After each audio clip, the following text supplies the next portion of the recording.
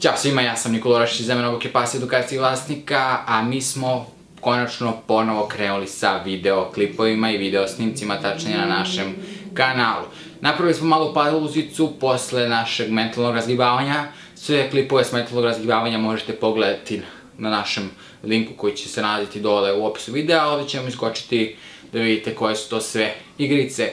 Sve te igrice možete igrati i sad sa vašim ljubimcem. Na taj način podstičete vaše psa na razmišljanje i tako i gradite odnos, a kad gradite odnos dolazite do onog rezultata. Srećan pas, srećna porodica.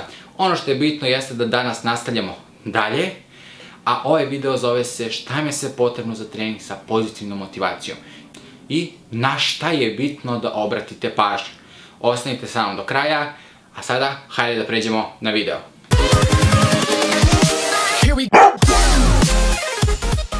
Prva stvar koja vam je bitna jeste da koristite nagradice, odnosno poslastice.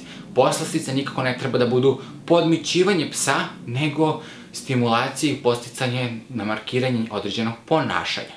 Tako da nam je bitno te poslastice kada koristimo da nikako ne budu mito i korupcija, što često ljudi, da kažemo, zamene i onda imamo podmićivanog psa, a nemamo učenog psa. Tako da je bitna razlika, pogledajte naš video i o tome, bit će link dole u opisu profila. Tako da pogledajte link i pogledajte razliku između nagrađivanja i podmićivanja. Nisu iste stvari, a tako su jednostavno ili tako deluju slično. Sljedeća stvar jeste navođenje psa.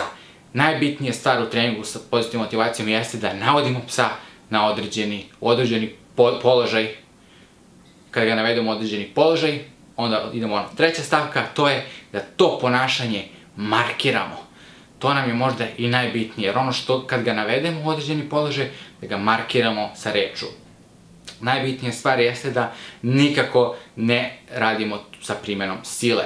Sila znači da sa prstima pipamo dupe psu ili podižemo povodac cimajući ka gore i tako da isprovociramo da naš pas možda sedne. Nama nije cilj da pas naš možda sedne i da sedne uz prisilu, nama je cilj da naš pas voli da sedne jer zna posledice tog sedanja. Sad ćete imati priliku da vidite i kako to izgleda sa našim drugom Fredijem. Bravo. Sedi. Bravo. Sedi. Bravo.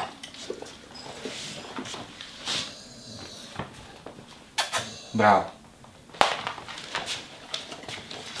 Sedi. Bravo. Sedi. Bravo.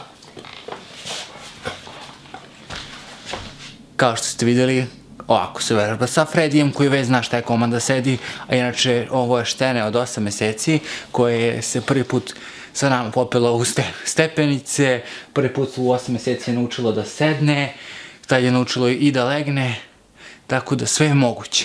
Samo je bitno koliko se vi zapravo potrudite da izvedete nešto. Kada ste sad ovo pogledali, hajde da vam kažemo šta je onda i četvrta stavka. Možda i najbitnija stavka jeste da ovo sve što ste sad radili ponavljate svaki dan, nekoliko puta dnevno, da li to radili 2 minuta, 5 minuta, 10 minuta, 15 minuta, bitno je samo svaki dan da imate kontinuitet. Da nikad ne bude, danas ne mogu raditi sutra sat vremena. Sat vremena je preveliki period za psa. Toliko pažnja ne drži vašem psu, ne drži ni jednom psu toliko dugo. Tako da smanjite treninge. Bolje da traje trening 5 puta po 5 minuta nego jednom sat i po. Ništa niste dobili u tom treningu sat i po. Osim što ćete, da kažemo, zasipati vašeg psa sa bez različitih informacija, a nećete dobiti zapravo istreniranog psa. I završna i najbitnija stavka jeste vaša upornost. Nikada ne odustajte. Bitno je da ponavljate, jer veliki broj ponavljanja daje konačni rezultat.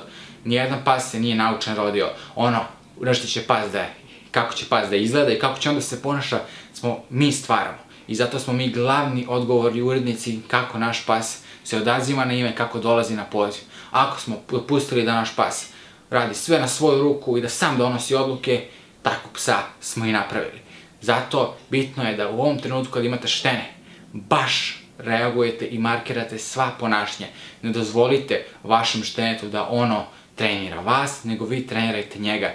i da kažemo određena ponašanja markirajte, tako dobijate srećnog pasca, a postajete srećna porodica, što i jeste naš slogan cijelog ovog treniranja. Također, sve ovo o čemu smo danas pričali možete pronaći u našoj knjizi Moja prva šapa. Do sljedećeg viđenja naporno trenirajte sa vašim ljubimcem, jer jedino tako se dobija srećan pas, a postaje srećna porodica. Ako vam se svidio ovaj videoklip, ne zaboravite da ga lajkujete, da ubacite neki komentar šta biste to volili sljedeće da vidite. Naravno, ne zaboravite da nas zapratite na Instagramu, na Facebooku i da se subscribe-ujete na ovaj kanal. Također, pogledajte naše playliste koje smo prethodno snimali, možda nađete baš odgovor na vaše pitanje. Mi se vidimo u nekom od narednih videoklipova.